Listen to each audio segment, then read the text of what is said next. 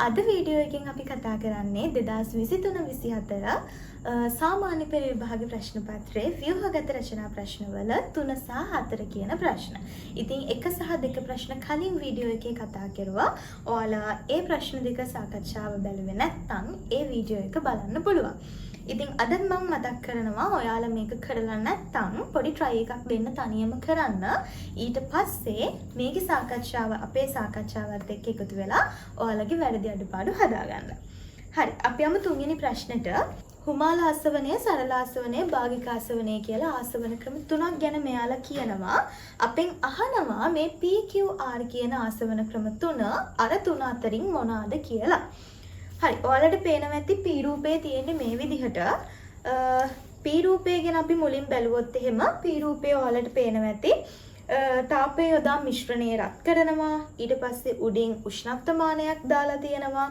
ඊට පස්සේ යම්කිසි උපකරණයක් හරහා අර මිශ්‍රණයෙන් ඉවත් වෙන යම්කිසි දෙයක් ඇවිල්ලා අවසානයේදී අපිට ද්‍රව සාම්පලයක් එකතු වෙලා තියෙනවා. හරි, මොකද්ද මෙතන වෙන්නේ? මම ස්ක්‍රීන් එකේ රූපේ දාලා තියන්නම්. මෙතන ඇත්තටම වෙලා තියෙන්නේ අර තාපය යොදද්දී තාපය වැඩි කරද්දී අර මිශ්‍රණය රත් වෙනවා. මිශ්‍රණය රත් වෙලා ওই මිශ්‍රණයේ තියෙන යම්කිසි වාෂ්පයක් ඉවත් වෙලා අර කියන උපකරණය හරහා ඒ වාෂ්පය ගමන් කරනවා. ගමන් කරලා ලික්විඩ් එකක් විදිහට අවසානයේදී අපිට පිටින් එකතු කරගන්න පුළුවන්. මේ සංසිද්ධිය දකිද්දී අපිට මතක් වෙනවා මොකද්ද මේක? මේ තියෙන්නේ ඇත්තටම සරල ආසවනය. මේකට කියන්නේ අපි සරල ආසවනය කියලා. ඇයි මේකට සරල ආසවනය කියලා කියන්නේ? මේකේ කිසිම තත්ත්ව පාලනයක් සිද්ධ වෙන්නේ නැහැ. මොකද අපි දන්නවා සරල ආසවනය අපි සිද්ධ කරන්නේ මොන වගේ සංඝටක දෙකක් මිශ්‍ර වෙලා තියෙද්දිද? වාෂ්පශීලී සංඝටකයක් සහ වාෂ්පශීලී නොවන සංඝටකයක් මිශ්‍ර වෙලා තියෙද්දි තමයි අපි සරල ආසවනය සිද්ධ කරන්නේ. එතකොට අපි මේ මිශ්‍රණය රත් කරද්දී අර වාෂ්පශීලී සංඝටකයේ වාෂ්ප වෙලා ඉවත් වෙනවා. වාෂ්පශීලී නොවන සංඝටකය අතන ඉතුරු වෙනවා. එතකොට අර වාෂ්ප වෙලා ඉවත් වෙන එක අපි මේ උපකරණය හරහා යවුවාම ඒ වාෂ්පය අපිට ඝනීභවනය වෙලා ලික්විඩ් එකක් විදිහට ද්‍රවයක් විදිහට එළියට ගන්න පුළුවන්. හරිද? අපි උපකරණය මොකක්ද කියලා ඊළඟ ප්‍රශ්නෙන් අහනවා. එතකොට බලමු. හරි. ඊට පස්සේ Q. Q වලින් තියෙන එකත් මම රූපයක් මේ පැත්තෙන් දාන්නම්. මොකද්ද මේ Q වල වෙලා තියෙන්නේ? මේ Q වලත් අපිට මේ ආසවන කුළුණ කියන එක මේ දැක්ක ගමන්ම මතක් වෙන්න ඕනි මේ මොකද්ද කියලා. Q වල වෙලා තියෙන්නේ තාපය ලබා දීලා තියෙනවා. මේකෙදි මොකද්ද මේ වෙලා තියෙන්නේ? වීදුරු පබළු කියන එක දීලා මෙයාලා තත්ත්ව පාලනයක් සිද්ධ කරලා තියෙනවා කලින් ඇටවුමට. මේ සරල ආසවනය කියන එකටම ඒගොල්ලෝ යම්කිසි තත්ත්ව පාලනයක් සිද්ධ කරලා තියෙනවා. අපි එහෙනම් මේක මොන වගේ ආසවන ක්‍රමයක් කියලා අපිට හිතන්න පුළුවන්ද? අපිට ගන්න පුළුවන් මේක භාගික ආසවනයක් කියලා. මොකද ඇත්තටම භාගික ආසවනයේදී වෙන්නේ අපි භාගික ආසවනය සිද්ධ කරන්නේ වාෂ්පශීලී සංඝටක කීපයක් එකට මිශ්‍ර වෙලා තියෙද්දි. එතකොට අපිට මේ වාෂ්පශීලී සංඝටක ඔක්කොම වෙන් වශයෙන් එළියට ගන්න ඕනේ නේද? එහෙනම් අපිට සරල ආසවනය පාවිච්චි කරන්න බෑ. එහෙම වුණොත් එහෙම ඔක්කොම එකපාර වාෂ්ප වෙලා යන්න පුළුවන්. ඒ හින්දා අපි අර සංඝටකයේ තියෙන අර මිශ්‍රණය ඇතුලේ තියෙන සංඝටකවල තාපාංක අණු, ඒ කියන්නේ යාලා වාෂ්ප වෙන්නේ මොන උෂ්ණත්වයේදීද කියන එක අනුව විවිධ තත්ත්ව පාලනය කරලා ඒ සංඝටක වෙන් වශයෙන් වාෂ්ප කරලා අයින් කරගන්න ඕනේ. හරියට අර අපි බොර තෙල් රත් කරන්නේ, පෙට්‍රෝලියම් රත් කරලා අපි එක දේවල් රාශියක් ලබා ගන්න ආසවන කුළුණක් ඇසුරින්. ඒක ඔයාලගේ පොතේ තියෙනවා ඒකේ විස්තරේ. ඉතින් අන්න ඒ වගේ දෙයක් තමයි මෙතනත් කරලා තියෙන්නේ. අර සරල ආසවනයේම තමයි. හැබැයි තත්ත්ව පාලනය කරලා ඒ අදාළ උෂ්ණත්වවලදී අපි එක වාෂ්පය වෙන් වශයෙන් ඝනීභවනය කරලා ද්‍රව විදිහට වෙන් කරගන්න එකක් තමයි වෙන්නේ.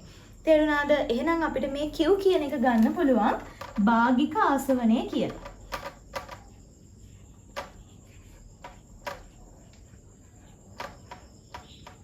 එක බලමු.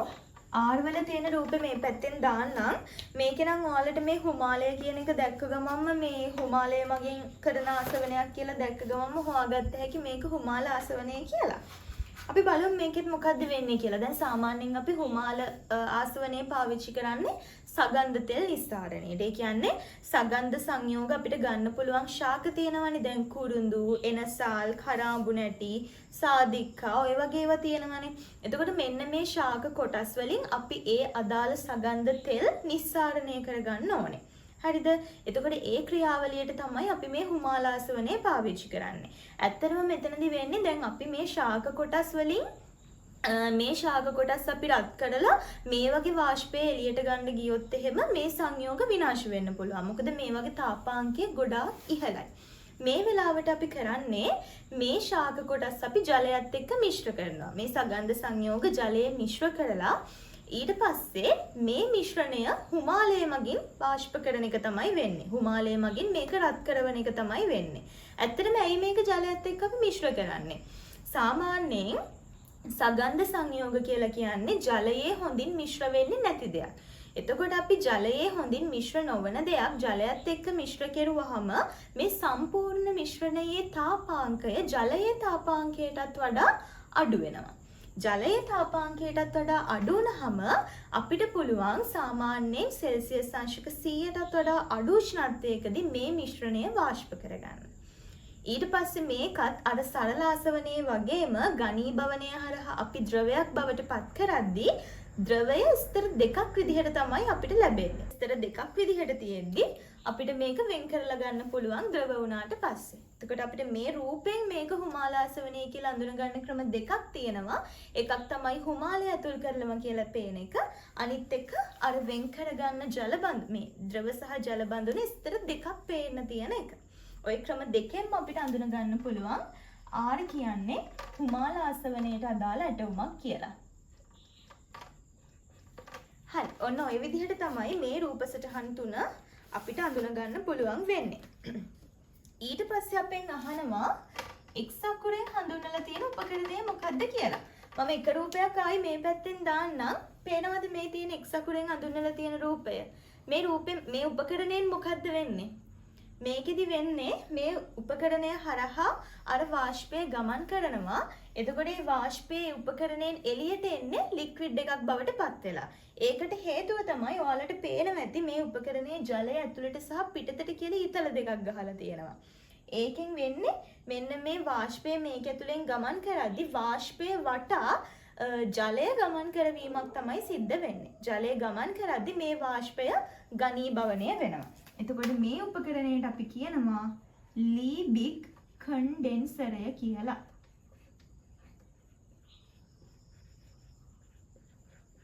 ලීබික් කන්ඩෙන්සරය කියලා. හරි. පහත දේවල් වලට වඩාත් යෝග්‍ය ආසවන ක්‍රමය. අපි දැන් ආසවන ක්‍රම තුන ගැනම හොඳට කතා කරුවානේ. එහෙනම් මේක අපිට අඳුන ගන්න පුළුවන් වෙන්න ඕනේ. ඒ වලින් කියනවා ද්‍රව හයිඩ්‍රෝකාබන මිශ්‍රණයක සංඝටක වෙන් කර ගැනීම. මම කිව්වා මේ ද්‍රව හයිඩ්‍රෝකාබන මිශ්‍රණයක සංඝටක වෙන් කරගන්න අපි මොකද කරන්නේ? අර පෙට්‍රෝලියම් කතාවනේ තියෙන්නේ ද්‍රව හයිඩ්‍රෝකාබන කියලා කියන්නේ. බොර තෙල් වල සංඝටක වෙන් කරන්න පාවිච්චි කරන්නේ. මොකක්ද අපි කිව්වේ? භාගික ආසවනය. එහෙනම් ඒකට එන්නේ භාගික ආසවනය. දී පාර්ට් එක කුරුඳු කොළ වලින් කුරුඳු තෙල් නිස්සාරණය. අපි දැන් කතා කරපු එක. හරිද? සගන්ධ තෙල් නිස්සාරණයට ගන්නේ හුමාල ආසවනය. මුහුදු ජලයෙන් ලවණ රහිත පිරිසිදු ජලය ලබා ගැනීම. ඒකටනේ මොකද්ද? සරල ආසවනය. මුහුදු ජලය කිව්වහම ලවණ වගේ සංයෝගවල තාපාංගය ගොඩක් වැඩි. ඒවල ලේසියෙන් වාෂ්ප වෙන්නේ නැහැ. එතකොට අපිට ලවණ ටික ඉතුරු කරගෙන ජලය වාෂ්ප කරලා වෙන් කරගන්න පුළුවන්. එතකොට මුහුදු ජලය නිස්සාරණයට ගන්නේ සරල ආසවනය. හරි. ඔන්න ඔය විදිහට ඒ ප්‍රශ්නෙත් ඉවරයි. එහෙනම් අපි යමු B කොටසට. හරි. අපි යමු B පාර්ට් එකට. B පාර්ට් එකේ අපිට කියනවා beryllium, calcium, potassium, oxygen, chlorine.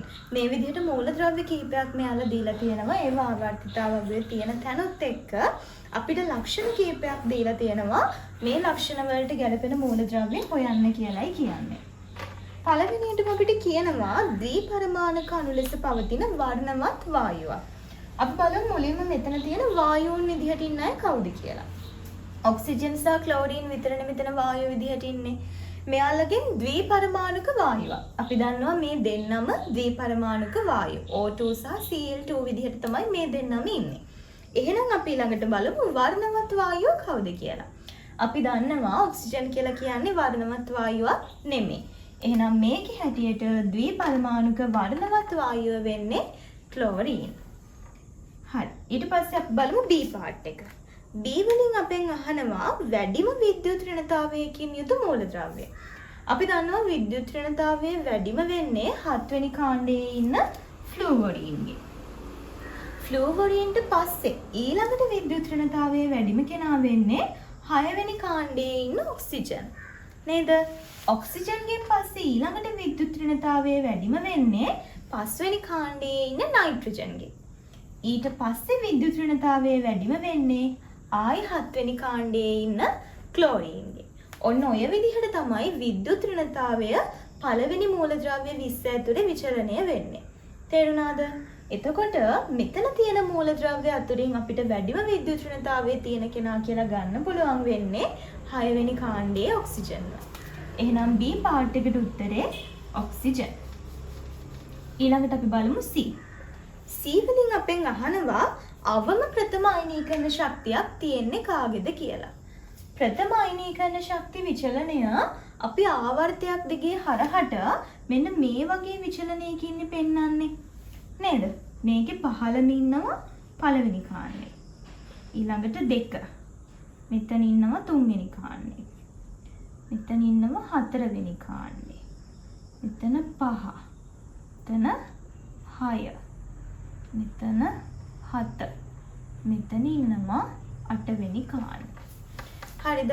එහෙනම් අපි දන්නවා පළවෙනි අයනීකරණ ශක්තිය මෙන්න මේ විචලනයට අනුව අඩුම වෙන්නේ හැමතිස්සෙම පළවෙනි කාණ්ඩයේ මූලද්‍රව්‍ය වල. එහෙනම් මෙතන පළවෙනි කාණ්ඩයේ මූලද්‍රව්‍යයක් විදිහට ඉන්නේ කවුද? පොටෑසියම්නේ. එහෙනම් අපිට ගන්න පුළුවන් මෙතන තියෙන මූලද්‍රව්‍ය වලින් අඩුම ප්‍රථම අයනීකරණ ශක්තියක් තියෙන්නේ කාට කියලාද? පළවෙනි කාණ්ඩයේ මූලද්‍රව්‍ය වලට කියලා. එහෙනම් C part එකට උත්තරේ පොටෑසියම්. හරි. ඊට පස්සේ අපි යමු රෝමාංක 2ට. රෝමාංක 2 කියනවා මූලද්‍රව්‍ය දෙකක් එකතු වෙලා හැදෙන සංයෝගයක් ගැන අපෙන් විස්තර අහනවා. ඒ සංයෝගය අයනිකද සහසංයුජද කියලා. හරි. ඉස්සෙල්ලාම අපිට කියනවා කැල්සියම් සහ ක්ලෝරීන් කියන මූලද්‍රව්‍ය දෙක.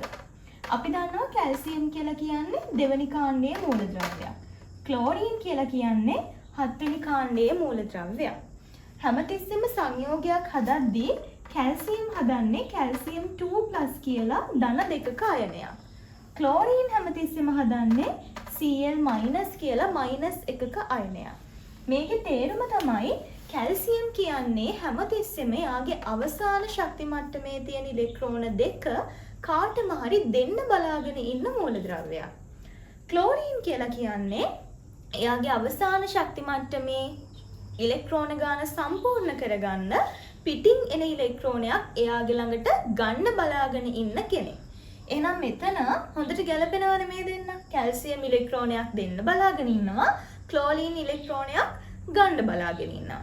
එහෙනම් මේ දෙන්න අතර හවුලේ තියාගන්න ඕනේද මුකුත් නැහැනේ. කැල්සියම් සම්පූර්ණයෙන්ම ගලවල ඉලෙක්ට්‍රෝන දෙකක් දෙනවා. ක්ලෝරීන් ඇවිල්ලා ඒ ඉලෙක්ට්‍රෝනයක් සම්පූර්ණයෙන්ම Taman සතු කරගන්නවා. එතකොට මේ දෙන්නගෙන් හැදෙන සංයෝගය අපිට ලියන්න පුළුවන් කැල්සියම් වලට Cl ගේ 1 එනවා. ක්ලෝරීන් වලට කැල්සියම් ගේ තියෙන ආරෝපණ 2 එනවා. එතකොට CaCl2 කියලා කැල්සියම් ක්ලෝරයිඩ් සංයෝගය මේ දෙන්න හදනවා. මෙතනදී කවුරුත් කිසිම ඉලෙක්ට්‍රෝනයක් හවුලේ තියාගන්න නැහැ.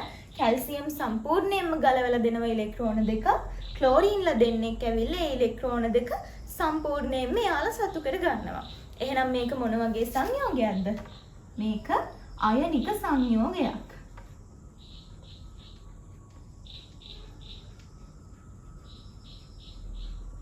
හවුලේ තියාගන්නලි මුකුත් නැහැ. හරි. ඊට පස්සේ B part එකෙන් අපිට කියනවා ක්ලෝරීන් සහ ඔක්සිජන්. ඔක්සිජනුයි ක්ලෝරීනුයි. ඔක්සිජන් කියලා කියන්නේ 6 වෙනි කාණ්ඩයේ මූලද්‍රව්‍යයක්. ක්ලෝරීන් කියන්නේ 7 වෙනි කාණ්ඩයේ මූලද්‍රව්‍යයක්. මේ දෙන්නගෙන් කාටවත් ඉලෙක්ට්‍රෝනයක් සම්පූර්ණයෙන්ම ගලවලා අයින් කරන්න බෑ. තේරුණාද? හැබැයි ක්ලෝරීන් ඉලෙක්ට්‍රෝනයක් ගන්න බලාගෙන ඉන්නවා. ඒක ඇත්ත. හැබැයි අර කලින් කැල්සියම් කෙරුවා වගේ ඔක්සිජන්ට බෑ එයාගේ තියෙන ඉලෙක්ට්‍රෝනයක් සම්පූර්ණයෙන්ම ගලවලා දෙන්න. එතකොට මෙයාලා කරන්නේ මොකද්ද? මේ දෙන්නට දෙන්න එයාලගේ අවසාන ශක්ති මට්ටම් වල ඉලෙක්ට්‍රෝන සම්පූර්ණ වෙන විදිහට ඉලෙක්ට්‍රෝන හවුලේ තබා ගැනීම සිද්ධ කරන්න ඕනි. වෙන ක්‍රමයක් නැහැනේ. එහෙනම් මේ දෙන්න හදන සංයෝගයට අපිට මොකද්ද කියන්න වෙන්නේ? සහ සංයුජ සංයෝගයක් කියලා අපිට කියන්න වෙනවා.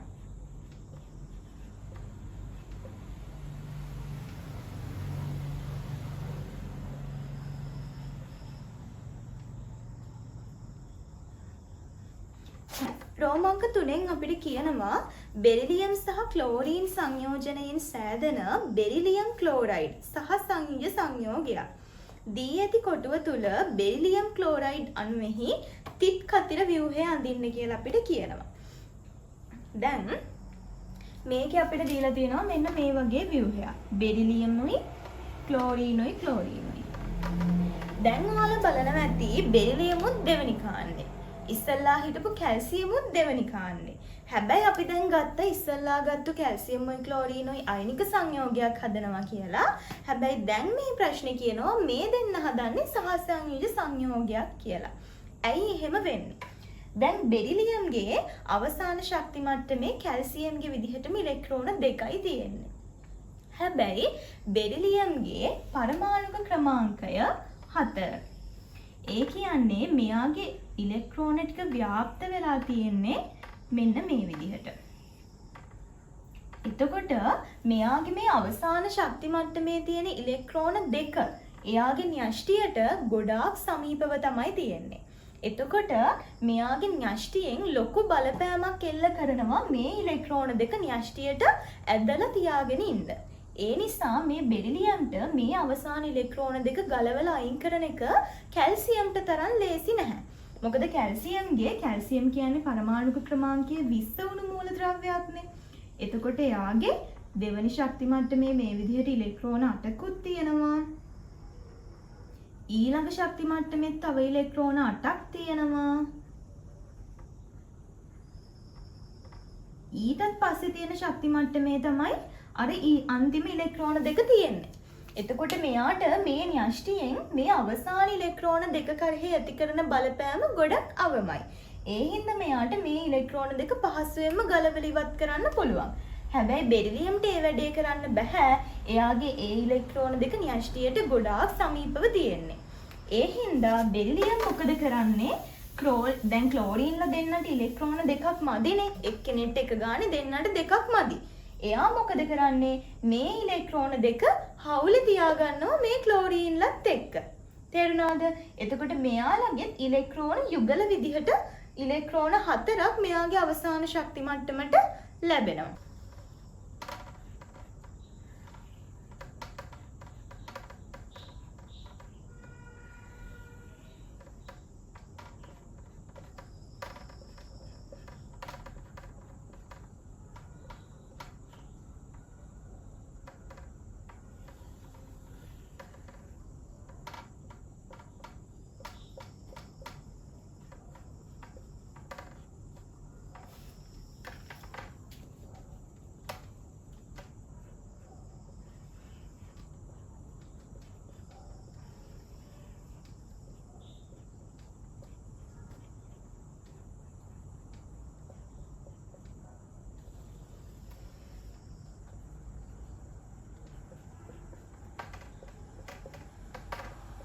ටික ව්‍යාප්ත වෙලා තියෙනවා. බෙරිලියම් ඊට පස්සේ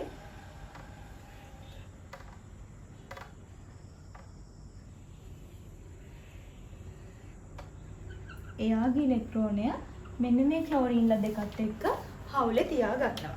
ඔන්න ඔය විදිහට තමයි ක්ලෝරීන් සහ බෙරිලියම්ගේ තිත් කතර ව්‍යුහ සටහන හැදෙන්නේ. අංක 4න් අපිට කියනවා කැල්සියම් සහ ඔක්සිජන් සංයෝජනයෙන් සෑදෙන කැල්සියම් ඔක්සයිඩ් අයනික සංයෝගයක්. එතකොට දැන් ඉස්සෙල්ලා අපි සහසංයෝජ සංයෝගයක් ගැන බැලුවා. දැන් අපිට කියනවා කැල්සියමුයි ඔක්සිජනුයි එකතු වෙලා අයනික සංයෝගයක් හදනවලු. අපි දන්නවා කැල්සියම්ගේ පරමාණු ක්‍රමාංකය 20යි. මේකේ ශක්ති මට්ටම් වල ඉලෙක්ට්‍රෝන ටික ව්‍යාප්ත වෙන්නේ 2යි 8යි 8යි 2යි කියලා. ඔක්සිජන්ගේ පරමාණු ක්‍රමාංකය වෙන්නේ 8යි. එතකොට මෙයාගේ ශක්ති මට්ටම් වල ඉලෙක්ට්‍රෝන ව්‍යාප්ත වෙන්නේ 2.6 කියලා. එතකොට මෙතනදි වෙන්නේ ඔක්සිජන්ට ඉලෙක්ට්‍රෝන 2ක් මදි එයාගේ අවසාන ශක්ති මට්ටමේ ඉලෙක්ට්‍රෝන ගාන සම්පූර්ණ කරගන්න. ඒ වගේම කැල්සියම් හැමතිස්සෙම එයාගේ අවසාන ශක්ති මට්ටම ස්ථායී කරගන්න මේ ඉලෙක්ට්‍රෝන 2 එළියට දෙන්න බලාගෙනයි ඉන්නේ. එහෙනම් කැල්සියම් හැමතිස්සෙම ඉලෙක්ට්‍රෝන 2ක් දෙන්න බලාගෙන ඉන්නවා. ඔක්සිජන් මේ පැත්තෙන් ඉලෙක්ට්‍රෝන 2ක් ගන්න බලාගෙන ඉන්නවා. එහෙනම් ඒ දෙන්න අයනික සංයෝගයක් හදනවා කියලා අපි කලිනුත් කතා වුණානේ. එක්කෙනෙක් දෙන්න බලාගෙන ඉද්දි එක්කෙනෙක් ගන්න බලාගෙන ඉන්නවා නම් ඒ වගේ මූලද්‍රව්‍ය දෙකක් එකතු වෙලා හැමතිස්සෙම හදන්නේ අයනික සංයෝගයක්. එතකොට මෙතනදී කැල්සියම් මේ ඉලෙක්ට්‍රෝන 2 මෙයාට දෙනවා. ඔක්සිජන් ඒ දුන්නු ඉලෙක්ට්‍රෝන 2 ගන්නවා. එහෙමනේ වෙන්නේ. එතකොට කැල්සියම් ඉලෙක්ට්‍රෝන 2ක් දුන්නට පස්සේ එයාගේ ශක්ති මට්ටම් වල ඉලෙක්ට්‍රෝන හිටින්නේ 2 8 8 කියලා. ඒ වගේ මෙයා ඉලෙක්ට්‍රෝන 2ක් දුන්න නිසා මෙයා අයනයක් බවට පත් වෙනවා කැල්සියම් 2+ කියලා ඉලෙක්ට්‍රෝන 2ක් දුන්නු නිසා. ඊළඟට දැන් ඔක්සිජන් මේ ඉලෙක්ට්‍රෝන 2 ගත්තාම එයාගේ ඉලෙක්ට්‍රෝන ටික පිහිටන්නේ 2යි මේ 6ට මේ දෙක එකතු වෙලා 2යි 8යි කියලා. ඒ වගේම තමයි මෙයා ඉලෙක්ට්‍රෝන 2ක් එළියෙන් ගත්ත නිසා මෙයාගේ අයනය දැන් O2- කියලා තමයි තියෙන්නේ. ඔක්සිජන් 2- අයනයක් විදිහට තමයි මෙතන තියෙන්නේ. අපිට ඉස්සෙල්ලාම දීලා තියෙනවා කැල්සියම් එක. එයාලා දීලා තියෙනවා කොහොමද තියෙන්නේ කියලා. පළවෙනි ශක්ති මට්ටමේ ඉලෙක්ට්‍රෝන 2ක් තියෙනවා. ඊළඟ ශක්ති මට්ටමේ ඉලෙක්ට්‍රෝන 8ක් තියෙනවා. ඊළඟ ශක්ති මට්ටමේ ඉලෙක්ට්‍රෝන 8ක් තියෙනවා.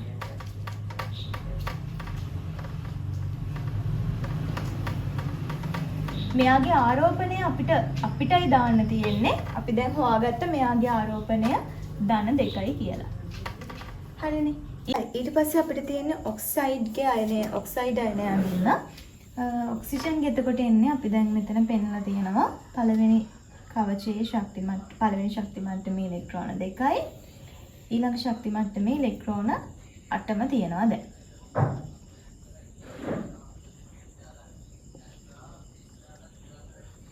ඊට පස්සේ යාගේ ආරෝපණයත් අපි ගත්තා 2- කියලා. ඒක යාලා දීලා තියෙනවා. හරි. ඒ ප්‍රශ්නේ ඉවරයි.